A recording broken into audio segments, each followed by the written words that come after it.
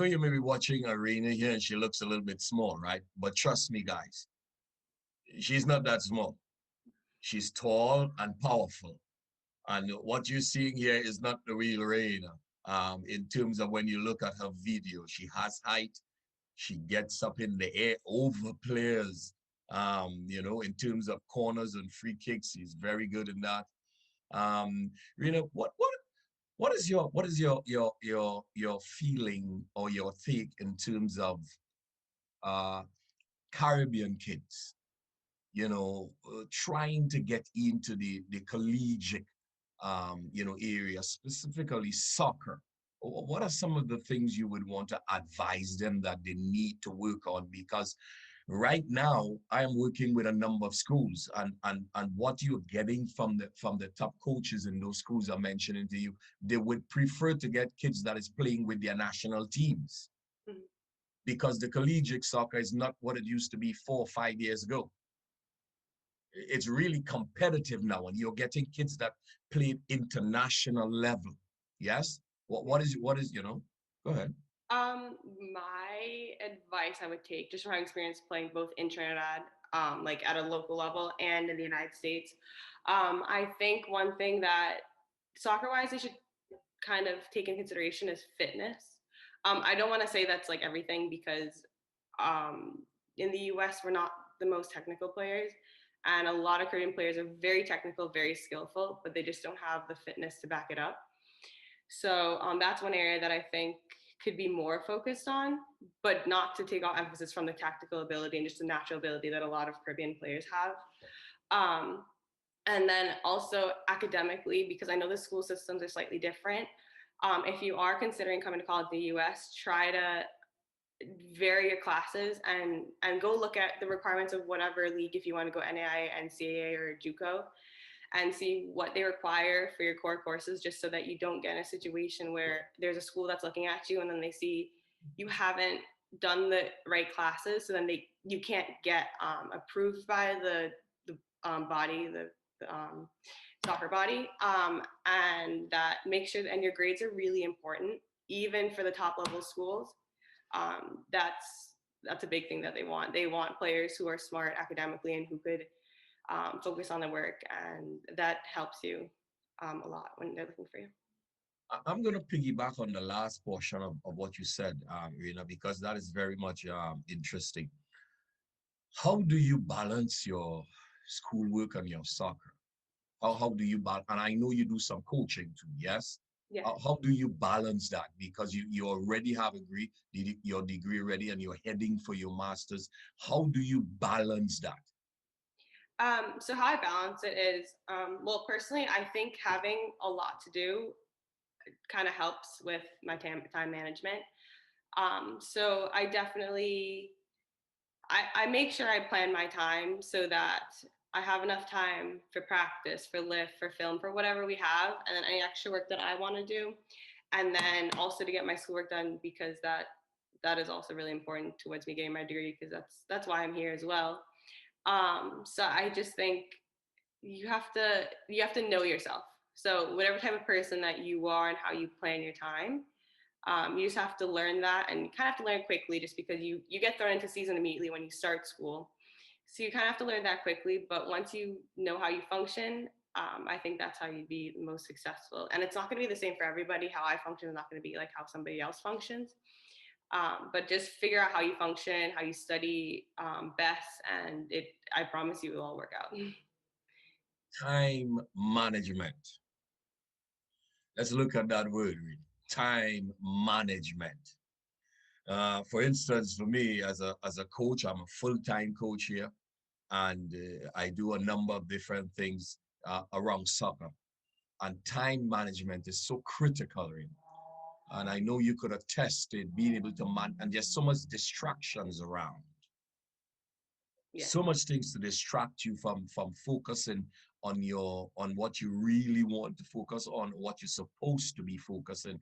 Having that time management to be able to manage your time properly, so you can achieve the things that you want to achieve, coming to school, because you got to balance your books with the soccer. Yes, Yeah. it is critical, that you balance your books, and then some of the games you may be playing may be way out of town, sometimes what, an hour, 2 hours drive, Mhm. getting to some of these schools. Yeah. I know you came back from what, an hour drive, Delaware, or maybe Yeah, from 45? Delaware. Yep. What, an hour you came back from Delaware? Mhm. Okay, give us some information about, you know, team bonding. What are some of the things you love about your, in your school team, and you've been there a while now? You're not that far from where I'm at. You about 45 minutes away from where I'm at right now. Mhm. Give us some information pertaining to your school and the bonding and the training and development, and the kids sticking together as a team. Give me some information. Give us some information about that, if you will.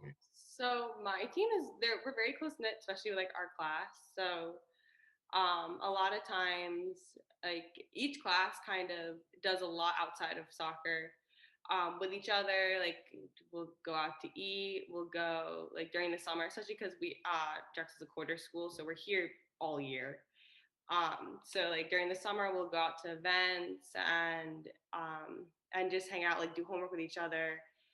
And then as a team, like during preseason, because we have to live together for preseason, we try to at least once a week have like a formal thing to get to know each other, kind of get the freshmen acclimated, and then from there, just everyone kind of like drives each other. So it's a nice setting where everyone's there for everybody. So you have someone to turn to, which is nice. Beautiful.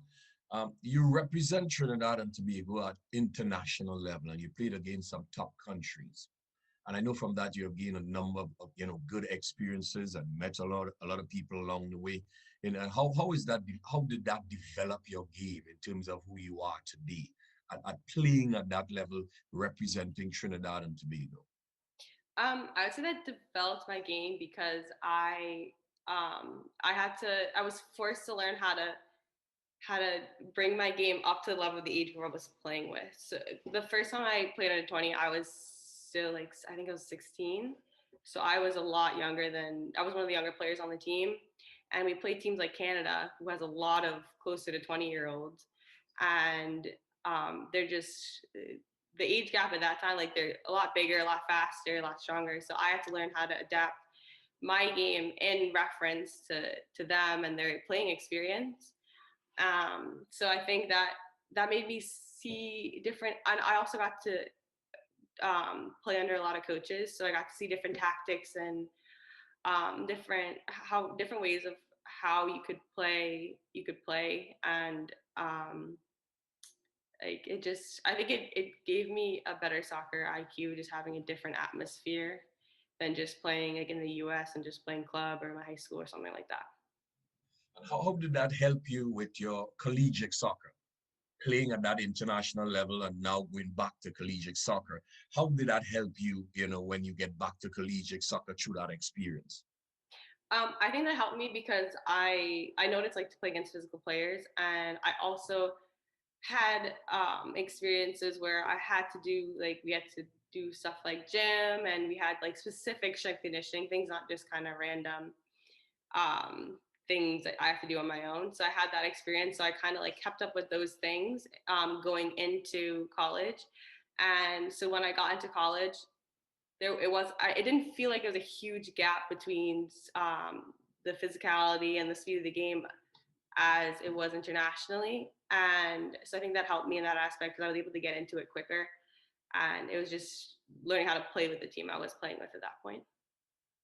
You mentioned gym because, as you see, I'm pulling at a couple of things that you're speaking about. Having grown up in Trinidad, to be a number of things they don't do there. Kids don't do. Go to the gym. Um, uh, how did you cope with that? Going to the gym, lifting weights, putting on some size off season, building your muscles for that kind of rugged collegiate soccer. As we know, the collegiate soccer could be rugged there. How was that? How when you was introduced to that gym work? Because I know you did that back in Trinidad. Did it do any work in the gym back in Trinidad? With one of the national teams, we did a little bit. Um, we did do some gym work. It was very soccer specific though, so it wasn't a lot of like there wasn't really a lot of powerlifting or like squatting stuff like that. It was more really specific soccer. But like transitioning to college, going to the gym, I personally did it before, just do because I used to run track in high school. So I used to have to go to the gym for track. And from there, I just kind of kept it up because I saw like the results I was getting from track. So I was like, okay, well, soccer is a contact sport. I need to be strong and fast. So I kept it up. And then here it was just more regimented and we had a specific schedule.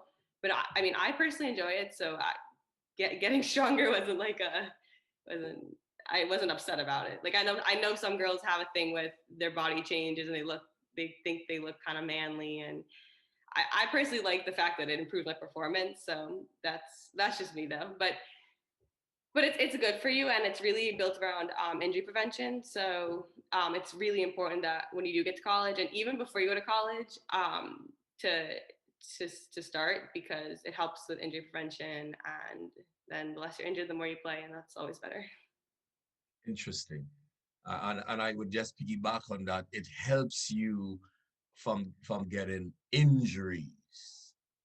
Very important, guys, that is viewing that weightlifting and getting yourself organized properly, not just going to the gym and lifting weights, but being, given some sort of curriculum, some sort of information on what you need to do when you go in the gym. And is that something that you guys would go in as a group, or is it or is it the whole team that will go into the gym at the same time, or the coach will say, okay, the midfielders will be working today, the defenders will be working another day? How does that work out in terms of the off season when you go in to do that kind of work? So traditionally, prior to this year, how it was is our strength conditioning gave us times. We had time slots during the day, and depending on your class schedule, if you're on co-op, you decided what time you wanted to go. If you wanted to go in the morning, midday, afternoon, and then you could work with any athlete. So you could go a certain time, and there could be wrestlers there could be rowers there could be softball players, basketball players, and everyone has their own. Each sport has their own program in there, and they give it to us to do during the thing lift. And majority of it's pretty similar, and then there's a few things that break off, but otherwise, like, you're working with the other athletes, so that's also the nice thing. You kind of get to know a lot of other athletes while you're in college as well, not just the ones on your team. And like your whole athletic department is kind of like a really close knit community in your university. Okay, so from what you're saying to us, and as we're having a relaxed conversation, it's a sort of professional environment, organized environment at the university. It's what you're going to get as close to professionalism if you want to go on to play semi-pro soccer or professional soccer. This is what you're saying to us, yes? Yeah, it's very it's almost it's on your own, as in you have to be responsible for what time you're going. The coaches don't tell us what time we're going, and we're required to go at least 3 times a week, and they make sure you go 3 times a week, but it's ultimately up to you going and what you get out of it. Okay, I'm going to throw in a sort of question inside of there, though. Um, so when the snow is falling, that kind of stuff, how is that dealt with? Because a lot of kids I'm dealing with right now, helping to go to school, um, they've never really left where they lived before. And some of them are going to schools in Minnesota. As you know, that's one of the coolest. I see your facial expression already, right? They're going to school in Minnesota, and they don't understand that Minnesota is one of the coolest states in the United States of America. They're going to Philly. Philly too is not that warm at times. How could they deal with this? They never faced snow before, never faced this kind of stuff. And it was 6 inches of snow, and you had to get up sometimes, what, 4 o'clock in the morning, 6 o'clock in the morning. Guys, I hope you're listening, right? Because there's sometimes you got to get up that time in the morning, right, Raenah? Yeah.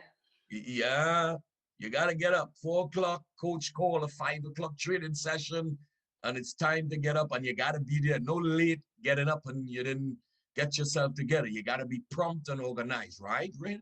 Yeah.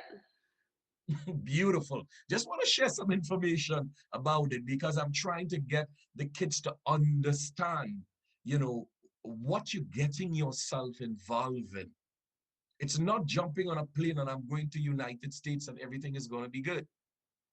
Because I'd like you to go into that for me in terms of the test and the trials and some of the ups and downs, Raenah, that you go through. Could you attest to some of these things, some of the ups and downs, and some days are better than some days, and you just have to toughen up, and you may just pick up a phone and call mom or dad and you be encouraged, that kind of stuff. But at the end of the day, it's you alone there. Yeah. Um, yeah. So my school does 6 a.m. practice, so you have to get up at 5 to go to practice. At least like 3 times a week, and depending if we have a game or don't have a game, it might be 4, which isn't the most pleasant thing ever, but you get used to it. In an odd way, you do get used to it. And the days that are cold, you're miserable for probably the warm up of your practice. But once you get into it and you're moving, and now you're playing soccer, you don't really study it. Like the only time it's really bad is if it's like really, really, really cold, but that's very rare. And I don't think it should deter anybody from going to school wherever they want to go. But I mean, if you really enjoy what you're doing, then the temperature is just what it is. And as my coach likes to say, temperature is a mindset. So if you ignore the fact that it's, I don't know, 32 degrees or colder outside, then you might actually enjoy what you're doing. And don't let it discourage anybody from going to a state up north just because it gets cold.